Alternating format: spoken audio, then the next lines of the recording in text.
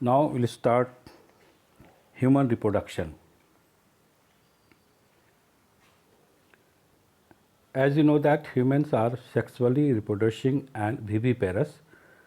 The reproductive events in human includes formation of gametes, that is gametogenesis, sperms in males and ovum in females, transfer of sperms into the female genital tract, insemination, and the fusion of male and female gametes, fertilization, leading to formation of zygote.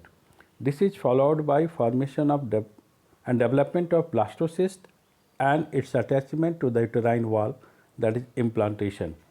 Embryonic development, that is gestation, and the delivery of the baby, that is a parturition. You have learned that these reproductive events occurs after puberty. There are remarkable difference between the reproductive events in the male and the female. For example, sperm formation continues even in old men, but formation of ovum ceases in women around the age of 50 years. Let us examine the male and female reproductive system in humans. The male reproductive system.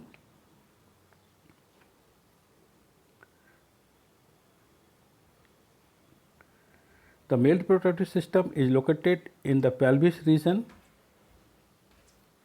as shown in the diagram. It includes a pair of testes along with accessory ducts, glands, and external genitalia.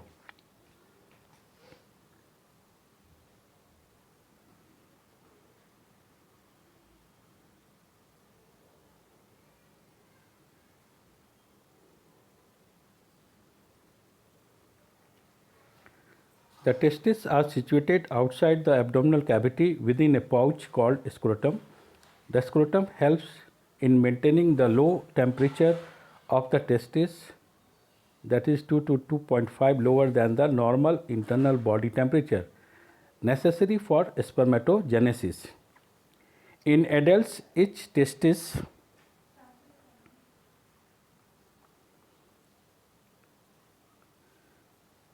is oval in shape with a length of about 4 to 5 centimeter and a width of about 2 to 3 centimeter.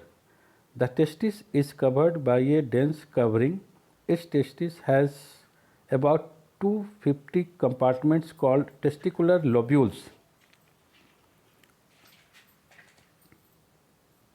Each lobule contains 1 to 3 highly coiled seminiferous tubules in which sperms are produced.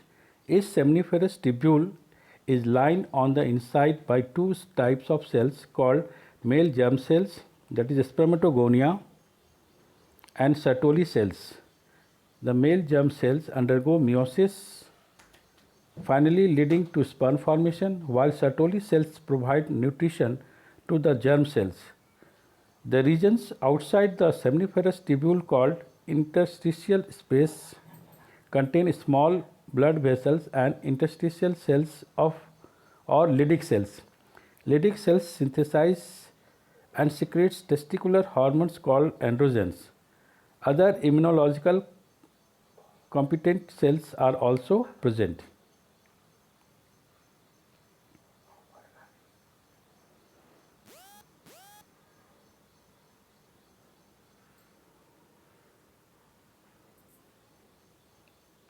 The male accessory ducts include rete testis, vasa efferentia, epididymis, and vas deferens. The seminiferous tubules of the testis open into the vas efferentia through rete testis. The vas efferentia leave the testis and open into epididymis, locating along the posterior surface of each testis. The epididymis leads to vas deferens that ascends to the abdomen and loops over the urinary bladder. It receives a duct from seminal vesicle and opens into urethra as the ejaculatory duct. These ducts store and transport the sperms from testes to the outside through urethra. The urethra originates from the urinary bladder and extends through The penis is to its external opening called urethral meatus.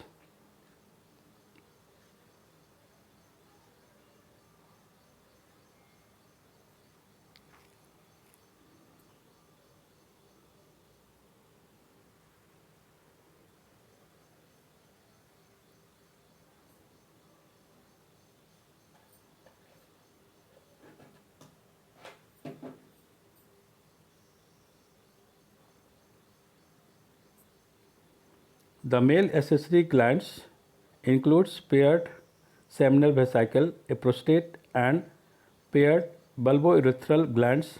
Secretion of these glands constitute the seminal plasma, which is rich in fructose, calcium, and certain enzymes.